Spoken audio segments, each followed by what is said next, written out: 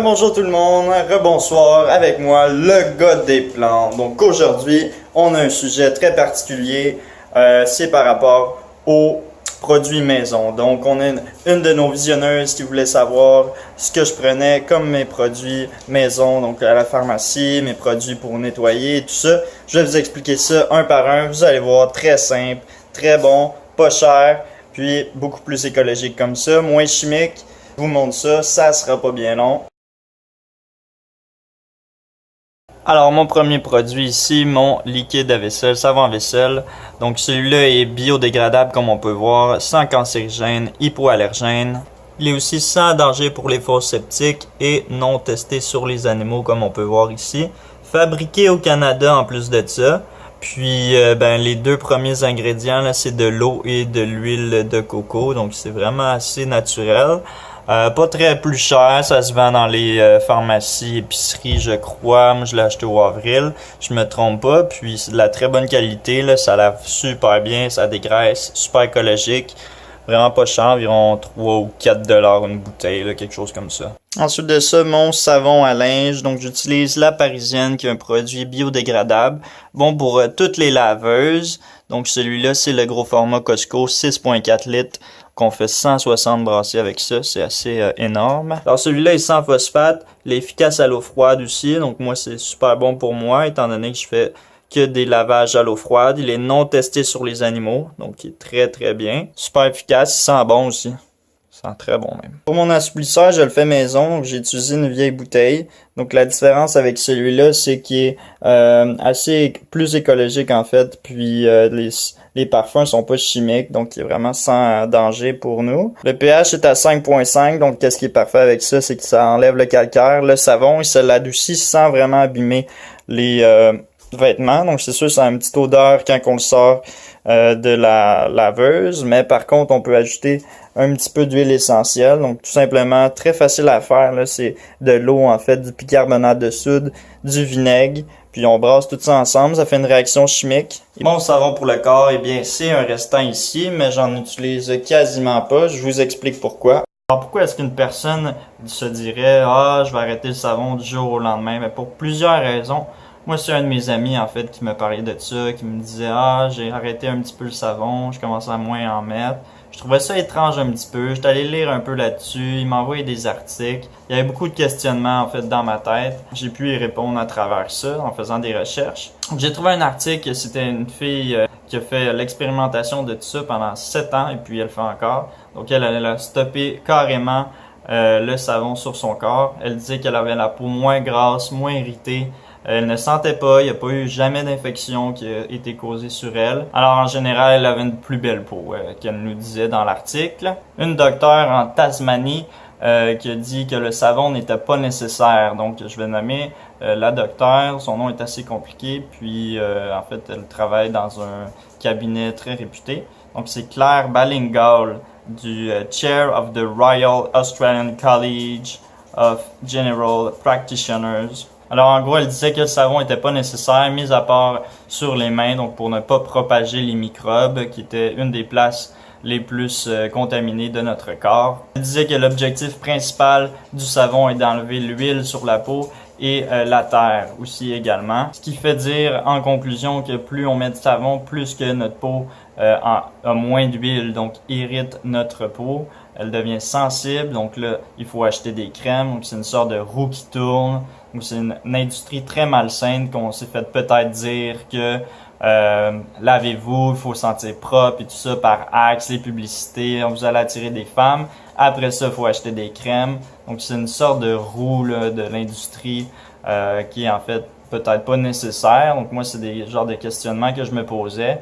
Puis je l'ai testé parce que le meilleur sujet d'une étude est soi-même. C'est quand même vrai quand on y pense, les bébés, il faut y aller doucement. Des fois, on saute des jours pour pas les laver ou on prend des savons très très hauts en eau, donc avec pratiquement rien dedans.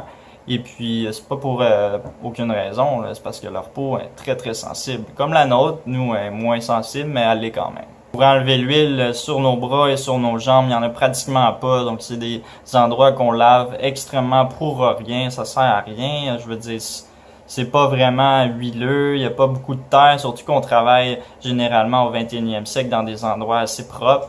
Donc oui, la terre c'est bon, le savon pour enlever ça, mais à la fin de la journée, on n'est pas tant sale que ça. Là, on n'est pas plein de terre, on n'a pas travaillé dans des grottes puis tout ça. On a juste été à l'intérieur, peut-être sué un petit peu, mais mis à part ça, je l'ai testé par moi-même. J'ai commencé à moins prendre de savon. Ensuite, j'ai diminué les endroits où ce que j'en mettais. Et puis là, je suis rendu en fait que je l'utilise pratiquement pas, à moins d'être vraiment sale, crotté. J'ai joué dans la boîte, on était dans la montagne. Mais c'est rare, ça arrive. Et puis comme dans l'article, qu'est-ce qu'il disait?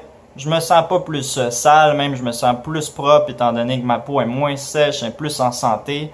Et pour répondre à votre question, non, je ne sens pas le swing, comme on dit. Je pense que c'est plus mental qu'autre chose qu'on s'est fait dire qu'il fallait prendre du savon, sentir bon pour être propre. Mais en fait, c'est pas vraiment nécessaire. Ce qui est vraiment important, par contre, c'est de sécher après ça, car les bactéries aiment les endroits humides. Essayez-le, vous allez voir, c'est pas si hippie ou dégueu ou je sais pas trop, mais essayez-le avant de dire qu'une chose est bizarre. Là, il faut essayer, voir si on aime ça. Moi, je trouvais ça bizarre aussi au début, je l'ai essayé, puis finalement, il n'y a rien de bizarre là. C'est même plus naturel que de se laver avec des produits chimiques, plein de parfums, puis après, ben, si on est tout collant, tu sais, là, je suis plus collant. Ça, c'est juste incroyable pour ça. Je sens pas, je sens mon odeur naturelle, ce qui est vraiment incroyable aussi. Essayez-le. Alors, ce que j'utilise pour mon shampoing, c'est ça ici. Donc, du vinaigre de cidre de pomme biologique, fait avec la mer, non filtré, non pasteurisé.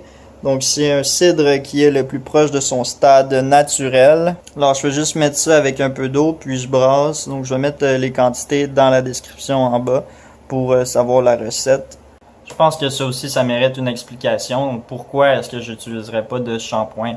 J'ai commencé, en fait, quand j'étais vegan, à vouloir faire mes produits maison. Puis, j'ai vu une recette faite à base de farine de pois chiche avec du sirop d'agave, de l'eau. Et puis, je l'ai essayé. J'ai vu que c'était quand même assez bien. Et puis ça, encore une fois, mon ami, il me dit « Ah, moi j'ai commencé à faire quelque chose avec du vinaigre de cidre de pomme, va lire là-dessus, il y a plein de vertus, il y a plein de bénéfices. » J'ai fait Bon, ok, je vais aller voir. Le vinaigre de cidre de pomme est en fait utilisé beaucoup comme revitalisant habituellement pour démêler les cheveux, mais il y a aussi plusieurs autres vertus. Donc par exemple, rééquilibre l'épiderme du cuir chevelu. Il stimule l'activité sanguine. Votre fibre capillaire va être renforcée et il referme les écailles des fibres capillaires. La recette est très simple. 1 litre d'eau froide, 3 cuillères à soupe de vinaigre de cidre de pomme, de l'eau froide bien importante. Et puis on peut ajouter un peu d'huile essentielle qui est carrément optionnelle. Moi j'en mets pas. Évidemment ça donne un résultat qui est assez liquide. Ça sent pas très bon quand on le met, mais l'odeur s'en va quand ça sèche. Ce qui est vraiment important c'est de laver, rincer à l'eau froide, assez froide. Les cheveux n'aiment pas la chaleur, l'eau chaude. C'est vraiment de masser en profondeur et rigoureusement. Donc n'ayez pas peur de masser, prenez votre temps aussi. Puis c'est bon aussi pour tous les types de cuir chevelu, c'est bon pour les cheveux tendus, c'est bon pour plusieurs cheveux, types de cheveux en fait. Il y a vraiment un mouvement sur internet, le no poo qui appelle, donc aucun shampoing. Encore une fois, quand on n'avait pas ces produits-là sur le marché, c'était quelque chose qui n'existait pas. Donc évidemment, les gens prenaient autre chose, ils ont découvert certains types de produits, ils se lavaient avec de l'eau. Donc, on a déjà fait ça, personne n'est mort, peut-être qu'il y a du monde qui sont morts, je sais pas, mais bref, je l'ai essayé par moi-même encore une fois, puis j'adore ça. Ça fait plusieurs mois que je fais ça, j'ai pas l'impression que mes cheveux sont plus sales, en fait. Je les lave moins souvent, donc je peux les laver aux 5-6 jours sans problème. Puis, ils sont très doux aussi. Je sens qu'ils sont plus en santé, étant donné qu'il y a moins de produits chimiques dedans. Et puis, encore une fois, ben, le shampoing est peut-être le même principe que le savon. C'est une simple hypothèse, mais ça se peut fortement. Alors moi, je fais mon mélange là-dedans, puis je le brasse. Donc, c'est vraiment important de le brasser pour tout le mélanger. Puis après ça, ben, c'est le même principe qu'un vrai shampoing. Il y a un petit trou, on en met un petit peu. Puis on rince à l'eau froide, comme je disais tantôt.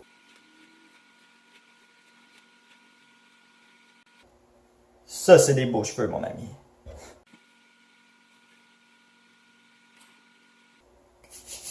Yeah. Le dentifrice à cette heure, donc celui-là aussi je le fais maison. Je le trouve qu'il est plus sain, plus économique aussi, meilleur goût. Il est vegan évidemment, et puis il est beaucoup plus écologique comme ça aussi également. Il n'y a pas aussi d'ingrédients douteux et chimiques dedans, là, celui que je fais maison, donc au moins je sais ce qu'il y a dedans. Juste faire attention par contre de suivre bien les recettes de celui-là, pas trop expérimenter, étant donné que ça peut endommager l'émail et aussi abîmer les gencives. Alors le mien a 3 ingrédients, l'huile de noix de coco, qui est très bon pour désinfecter les germes dans notre bouche. Donc, il y a plusieurs études scientifiques qui ont été faites à ce propos-là. Bicarbonate de soude, donc pour blanchir et puis pour faire une sorte de pâte, donc mélanger avec l'huile de noix de coco, ça fait vraiment une réaction qui ressemble à de la pâte à dents. Et puis souvent, je mets soit de l'huile essentielle ou encore des feuilles de menthe que je coupe finement. Et puis, il y a plusieurs variantes qu'on peut faire. J'ai un de mes amis qui met du cacao dedans. Donc, ça goûte le chocolat. C'est pas assez incroyable, ça, se brosser les dents, puis un petit goût de chocolat. Je pense que c'est dur à battre, ça. Alors, le dentifrice ressemble à ça. Ça fait une sorte de pâte. Donc, on prend un petit couteau ici, puis on l'étend avec notre brosse à dents comme ça. Plutôt comme ça. Ouais, une main, c'est très dur. Comme ça. Et puis, on se brosse les dents.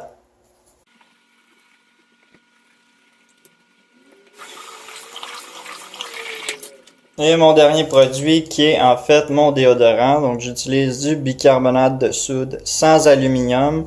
Essayez de le prendre biologique si c'est possible. Donc l'avantage de ça. Alors une autre explication s'impose, j'ai l'impression.